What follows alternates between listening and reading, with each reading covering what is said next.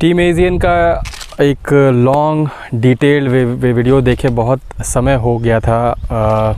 गलती कुछ हमारे तरफ से भी थी और कुछ स्थितियां इस प्रकार की थी कि समय नहीं मिल पाया अच्छे डिटेल्ड वीडियोस बनाने के, जो हमारी यूएसपी है। लेकिन आज फिर से टीम एजियन आपके सामने प्रस्तुत है सवाल जवाब का एक और नया संस्करण लेके, और उम्मीद है कि इस एपिसोड के बाद आपके कई डाउट्स क्लियर हो जाएंगे।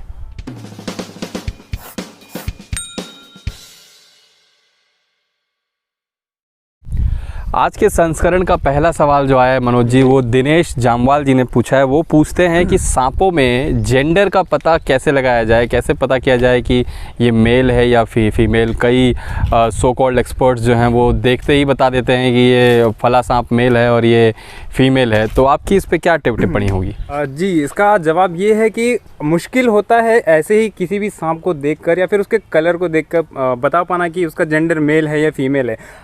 इनमें से कुछ एक्सेप्शन केस होते हैं, जैसे कि किंग कोबरा की बात की जाए, जो मेल होते हैं वो लाइट कलर के होते हैं और जो फीमेल होते हैं थोड़ा डार्क रहते हैं। और जैसे कि आप दूसरे तरीके से कई देख कर बता देते, हालांकि इसमें कई साल का एक्सपीरियंस है कि उनके टेल की लंबाई, जो एनल पार्ट्स है उनके टेल की जो लंबाई है वो फीमेल्स में मेल के कंपैरिजन में वो थोड़ा ज़्यादा होता है, जिसकी वजह से आप पहचान सकते हैं। बाकी अगर आप मैक्सिमम या 95% के ऊपर अगर स्पीशीज़ को देखते हैं, आप बताएंगे कि कलर से आइडेंटिफाई करेंगे मेल है फीमेल, तो उसका कोई उपाय नहीं बनता, कोई तुक नहीं बनता जी। और जहाँ तक तुक्के का सवाल है, तो तुक्का तो कभी भी कहीं भी सही बैठ सकता है या गलत भी हो सकता है। आज का जो दूसरा सवाल आया है दोस्तों, वो आया है धर्मेंद्र त्यागी के जी के तरफ से। वो पूछते हैं कि 100 स्केल्ड वाइपर का जो वेनम होता है उसमें कौन कौन से कंपोनेंट पाए जाते हैं। मैं एक बार फिर से बता दूं, 100 स्केल्ड वाइपर, कई लोग गलत लिख देते हैं इसको 100 स्केल्ड वाइपर और वगैरह वगैरह, तो नाम ध्यान रखें 100 स्केल्ड वाइपर। तो मैं अपने साथी से पूछना चाहूँगा मनोज जी कि क्या कंपोनेंट्स इसमें होते हैं, कौन से कंपोनेंट जो हैं वो डोमिनेटिव होते हैं और कौन से कंपोनेंट जो हैं वो थोड़े से मतलब कम मात्रा में होते हैं या जिनका असर उतना ज़्यादा नहीं दिखता है। जनरली अगर आप किसी से भी पूछे जिन्हें 100 स्केल के बारे में थोड़ा सा भी नॉलेज है, थोड़ा सा उसके बारे में सुने हैं, वो जनरली अगर आप पूछते हैं कि उनमें कौन सा वेनम है, वो एक ही चीज़ बताएगा सबसे पहले कि हेमोटॉक्सिक जी। हालांकि हेमोटॉक्सिक जो एक कंपोनेंट है उनके वेनम में, जो ज़्यादातर अपना असर डोमिनेटिंग उनका नेचर रहता है, उस कंपोनेंट का असर जल्दी दिखाता है, हीमोग्लोबिन पर असर करता है, आपको तो बाकी सब पता ही होगा। जो दूसरा असर होता है वो साइटोटॉक्सिक असर होता है। लोकल एरिया डैमेज हो जाता है, आपके जो सेल्स हैं और टिश्यूज़ जो है धीरे धीरे मसल्स के थ्रू और ज़्यादा होते जाते हैं। और जो ऐसे कंपोनेंट जैसे कि न्यूरोटॉक्सिक कंपोनेंट कहीं ना कहीं ऐसे छोटे रोडेंट्स में या जीव में हल्के से दिखता है, जिसके वजह से उनकी मौत हो जाती है उनके साइटोटॉक्सिक और हीमोटॉक्सिक असर होने से पहले। लेकिन अगर इंसानों में बाइट हो तो कई बार ऐसा होता है कि न्यूरोटॉक्सिक असर नहीं दिखता या फिर इतने कम मात्रा में होता है कि इंसानों पे असर उनका। बिल्कुल, इंसान एक बड़ा मैमल है और न्यूरोटॉक्सिक कंपोनेंट जो है वो कम होता है, जिसके कारण इंसान में उतना ज़्यादा असर नहीं दिख पाता। लेकिन न्यूरोटॉक्सिक एक ऐसा कंपोनेंट है, न्यूरोटॉक्सिन, जो बहुत तेज़ी से असर दिखाता है। इसीलिए जब छोटे मैमल्स या जीवों पे जब वो प्रवेश करता है उनके शरीर में, तो बहुत जल्दी से उनकी जान ले लेता है जी। और मायोटॉक्सिन्स की बात करें तो वो भी कुछ मात्रा में अमाउंट में पाया जाता है कंपोनेंट, जिससे कि काफ़ी ज़्यादा पेन होता है। मसल में जो पेन जो होता है वो मायोटॉक्सिन की वजह से ही होता है। तो उम्मीद है कि आपका ये डाउट क्लियर हुआ होगा कि 100 स्केल्ड वाइपर में किस प्रकार के वेनम कंपोनेंट पाए जाते हैं। दुनिया में जितने भी वाइपर्स हैं, हीमोटॉक्सिक और साइटोटॉक्सिक, ये जो है कंपोनेंट जो है उनमें ये जो कंपोनेंट है वो डोमिनेटिव होते हैं ज़्यादातर। आज का जो तीसरा सवाल आता है वो आ रहा है प्रवीण सूर्यवंशी जी की तरफ से। वो पूछते हैं कि वेनम डिटेक्शन के लिए कौन कौन से टेस्ट किए जाते हैं। तो बेसिकली 2 टेस्ट इसमें किए जाते हैं, हीमोटॉक्सिक और न्यूरोटॉक्सिक वेनम को टेस्ट करने के लिए। तो आप बताएंगे कि कौन से वो 2 टेस्ट हैं और कैसे कंफर्म होता है कि शरीर के अंदर वेनम है। जी 2 टेस्ट किया जाता है। सबसे पहले बता देते हैं कि एंटीकोगुलेंट टेस्ट, ये जनरली हीमोटॉक्सिक वेनम के लिए किया जाता है। आपका इसमें ब्लड सैंपल लिया जाता है और उससे ये चेक किया जाता है कि उसमें अगर वेनम है तो आपका ब्लड क्लॉट हो रहा है या क्लॉट नहीं हो रहा है, वो बहुत ज़्यादा थिक हो जा रहा है या फिर बहुत ज़्यादा पतला हो जा रहा है, वो कोगुलेंट के असर पे डिपेंड करता है। तो इससे ये पता चल रहा है कि एंटी कोगुलेंट असर हो रहा है या प्रो कोगुलेंट असर हो रहा है जी। और दूसरा टेस्ट जो होता है वो ब्रीदिंग टेस्ट होता है। जैसे कि न्यूरोटॉक्सिन में ये होता है, वेनम में ये होता है कि जो आपका न्यूरॉन्स है वो ट्रांसमिशन रुक जाता है, जिससे कि आपके लंग्स में जो आपका फेफड़ा जो है काम करना बंद कर जाता है। और कई बार ऐसा होता है कि वो उस मसल तक न्यूरॉन्स पहुंच नहीं पाते जो लंग्स को चलाते हैं, जैसे डायफ्राम का काम करना बंद हो जाता है। कार्डियक्स मतलब जो मसल्स होते हैं हार्ट के किनारे, उनको भी कई बार ब्लॉक कर देने का ब्लॉक करने का काम करता है। तो डॉक्टर्स आपको 1 से लेके 30 तक या 1 से लेके 20 तक की काउंटिंग एक सांस में करने को कहते हैं। उसी को वो हर 10 मिनट के बाद रिपीट करते हैं। अगर वो काउंटिंग का जो टाइमिंग है आपका वहाँ तक आप पहुँच रहे हैं लगातार, तब तो ठीक है। नहीं पहुँच रहे हैं, धीरे धीरे कम हो रहा है, इसका मतलब आपके जो लंग्स हैं उनकी कैपेसिटी धीरे धीरे कम हो रही है, गिर रही है, जिससे ये इंश्योर हो जाता है कि न्यूरोटॉक्सिक वेनम जो है अपना असर दिखा रहा है। इसी सवाल को थोड़ा आगे ले जाते हुए जितेश जी ने कनेक्टेड सवाल पूछा है कि अगर एक ड्राई बाइट होता है, मतलब सांप ने दांत तो गड़ाए हैं लेकिन जहर नहीं छोड़ा है, उस केस में अगर एंटीवेनम दे दिया जाता है तो पेशेंट पे क्या असर होगा। देखिए इस सवाल का जवाब हमने पहले भी कई बार दिया है, लेकिन एक बार फिर से क्योंकि दर्शकों ने पूछा है तो हम इसका जवाब ज़रूर देना चाहेंगे। सबसे पहले तो आपको ये समझना होगा कि एंटीवेनम वेनम नहीं है। हालांकि वो वेनम से बनता है लेकिन वो वेनम नहीं है। एंटीबॉडी से बनाया गया है, उसको काफ़ी क्लीनिंग की गई है उसकी, और वो एक दवा है। तो प्रोटोकॉल्स के हिसाब से आपको लगातार एंटीवेनम्स नहीं दिए जाते हैं। बाइट केस जब आता है तो पहला फ्लश जो है एंटीवेनम का वो आपको दिया जाएगा और उसके बाद रिएक्शंस देखे जाएंगे। आपका बॉडी किस तरीके का रिएक्शंस दिखा रहा है, टेस्ट में किस प्रकार के रिजल्ट्स आ रहे हैं, उसके बाद ही एंटीवेनम आपको दिया जाएगा। एंटीवेनम भी एक क्वांटिटी तक हमारे शरीर को नुकसान नहीं पहुंचाता। फिक्स्ड क्वांटिटी ये शरीर के हिसाब से अलग अलग हो सकती है, या फिर कुछ केसेस में एंटीवेनम रिएक्ट करते हैं, रिएक्शन होता है। ये डिपेंड करता है अलग अलग लोगों पे, अलग अलग शरीर उनका होता है। इसीलिए रिएक्शन क्या होता है उसको चेक करने के लिए भी डॉक्टर्स जो है वेरियस टेस्ट करते हैं, जिससे ये पता चलता है कि एंटीवेनम का उस व्यक्ति पे, पर्टिकुलर व्यक्ति पे क्या असर हो रहा है। देखिए ये इलाज संबंधी बातें हैं और इसमें काफ़ी कॉम्प्लेक्स चीज़ें हैं, तो इतना आसान नहीं होता हर आदमी के लिए इसकी बारीकियों को समझना। तो हम अगर ज़्यादा बारीकी में जाके समझा भी देंगे तो आम लोगों को ये बातें समझ में नहीं आएंगी। तो बेस्ट ये है कि आप डॉक्टर्स पे, हमारे हॉस्पिटल्स पे यकीन रखते हुए वहाँ पे जाइए, आपको बेहतरीन इलाज वहाँ पे ज़रूर प्राप्त होगा।